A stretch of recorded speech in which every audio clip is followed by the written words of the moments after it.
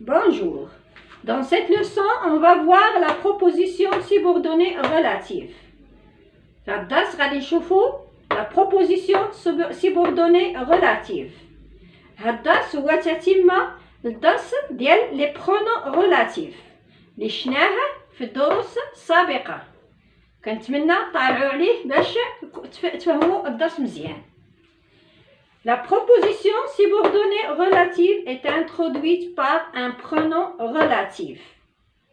شنو هو les pronoms relatifs؟ عندنا les pronoms relatifs simples qui, que, où, dont, quoi. Ou les pronoms relatifs composés lequel, duquel, auquel, etc. Chaque pronom varie selon sa fonction. Et elle comporte un verbe conjugué. On va voir cela dans des exemples. Exemple 1. Ilyas révise la leçon que tu as écrite. هاد أمثلة كتركب من جوج جمل. عندنا Ilyas révise la leçon. Deuxième phrase, tu as écrit la leçon. عندنا la leçon qui se répète, هي اللي كتكرر. La leçon c'est COD. Ilyas révise quoi? Ilyas révise la leçon, c'est complément d'objet direct.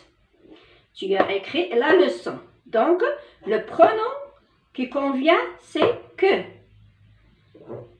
Que, c'est pour éviter la répétition. باش نحيدو التكرار ونكونوا جملة وحدة وكتعطينا معلومات على الجملة الأولى. Ilyas révise la leçon que tu as écrite. Ilyas révise, c'est proposition principale. هي الجملة الرئيسية. Ilyas révise la leçon. Maintenant, la proposition subordonnée relative. La leçon que tu as écrite. هذه جملة تتم الجملة الأولى. La leçon, c'est l'antécédent. L'antécédent هو كيجي دائما قبل من le pronom relatif. Deuxième phrase. Mon père va à la mosquée. La mosquée est près de chez nous.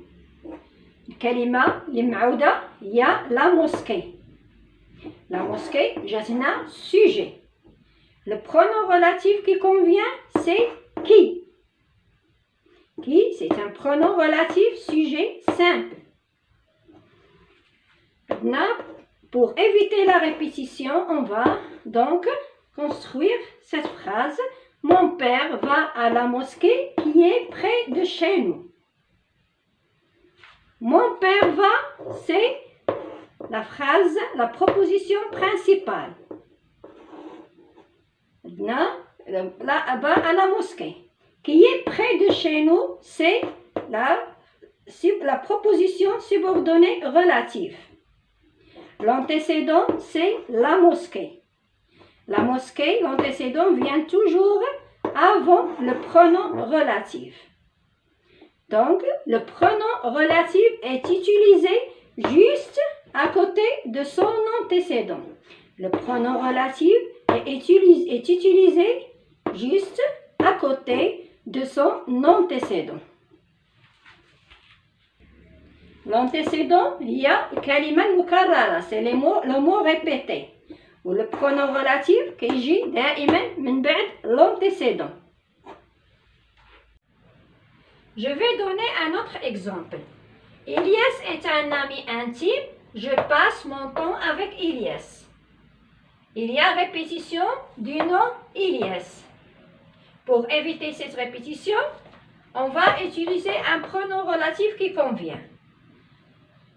Avec lequel c'est un pronom relatif composé. Ilyas, c'est antécédent. La proposition subordonnée relative, c'est avec lequel je passe mon temps. Ilyas est un ami intime, c'est la phrase principale. Donc, la proposition subordonnée relative ajoute une précision ou une explication à un nom, avec lequel je passe mon temps. C'est une précision de la phrase principale « Ilyas est un ami intime ». On peut supprimer la proposition subordonnée relative et le sens de la phrase principale reste, il a un sens. يبقى عنده معنى. إذن la proposition subordonnée relative peut être supprimée.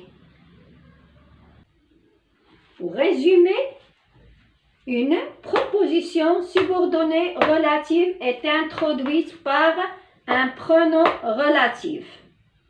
Proposition subordonnée relative est introduite par un pronom relatif, qui maintenant les pronoms relatifs simples et composés.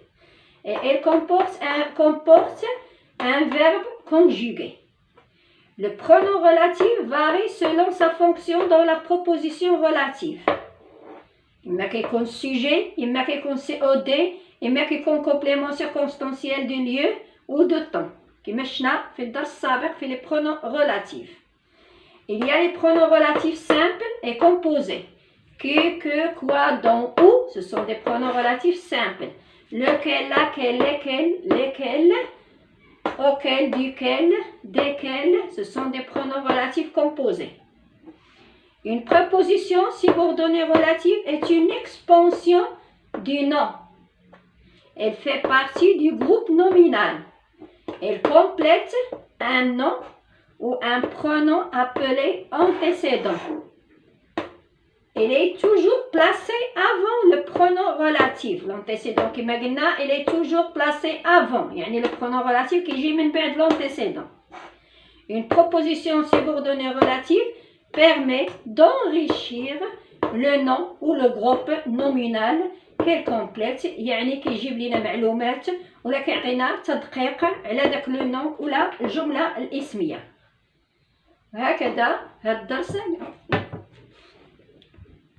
نكونوا انتهينا، وكنتمنى تكونوا فهمتوا الدرس مزيان، وما تنساوش تابوناو معايا وتضغطوا على زر الجرس باش يوصلكم كل جديد، وشكرا.